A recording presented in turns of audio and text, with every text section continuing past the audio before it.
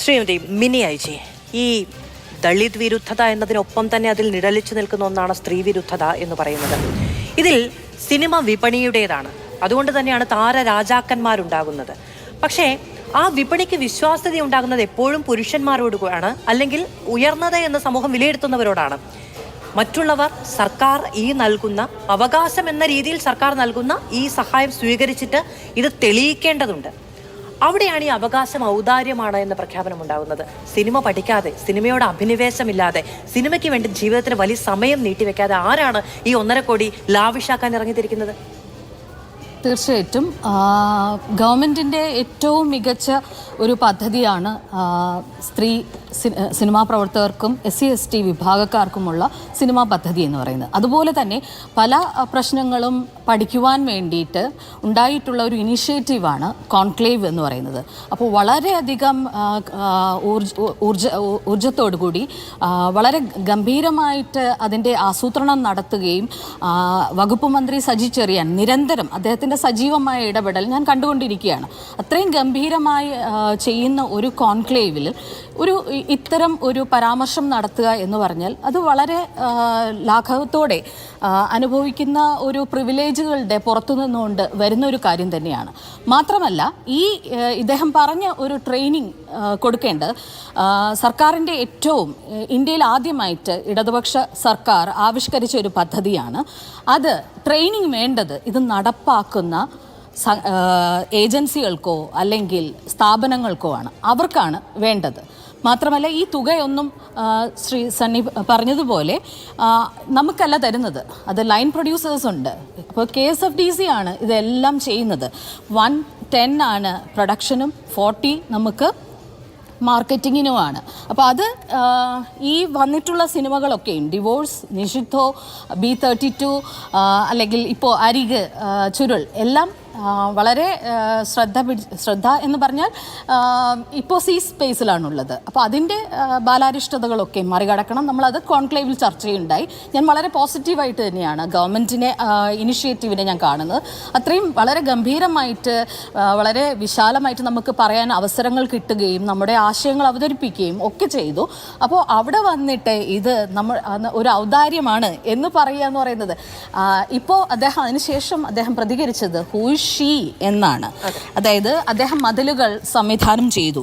മതിലുകൾ കേരളം തകർക്കുന്നു എന്ന് എഴുതിയത് ശ്രീമതി പുഷ്പാവതിയാണ്. ശ്രീമതി പുഷ്പാവതി സംഗീത നാടക അക്കാദമിയുടെ വൈസ് ചെയർപേഴ്സണാണ്.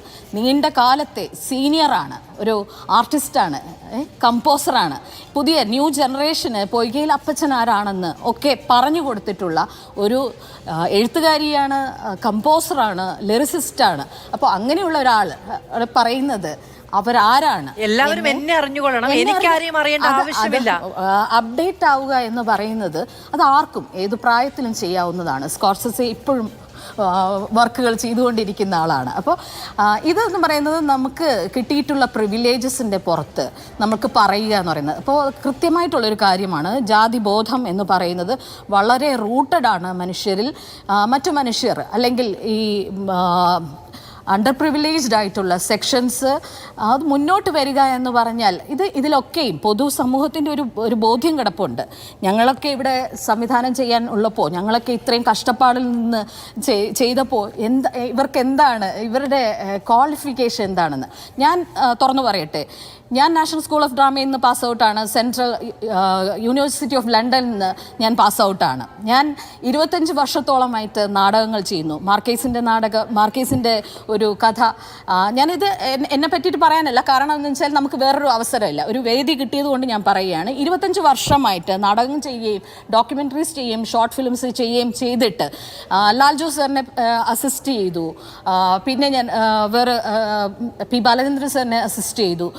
ഒരു സ്പാനിഷ് ഡയറക്ടറെ അസിസ്റ്റ് ചെയ്തു. അതിനുശേഷമാണ് ഞാൻ വരുന്നത്.